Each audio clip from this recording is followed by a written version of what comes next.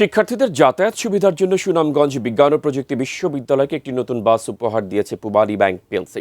দুপুরে বিশ্ববিদ্যালয়ের অস্থায়ী ক্যাম্পাস শান্তিগঞ্জের টেক্সটাইল ইনস্টিটিউটে পূবালী ব্যাংকের ব্যবস্থাপনা পরিচালক মোহাম্মদ আলী, বিশ্ববিদ্যালয়ের উপাচার্য অধ্যাপক ডক্টর মোহাম্মদ জাকির হুসাইনের হাতে বাসের চাবি তুলে দেন।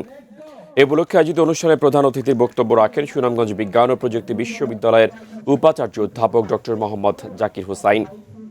বিশেষ অতিথির বক্তব্য রাখেন পূবালী ব্যাংকের ব্যবস্থাপনা পরিচালক মোহাম্মদ আলী, বিশ্ববিদ্যালয়ের প্রো ভাইস চ্যান্সেলর অধ্যাপক ডক্টর মোহাম্মদ জাহাঙ্গীর সরকার।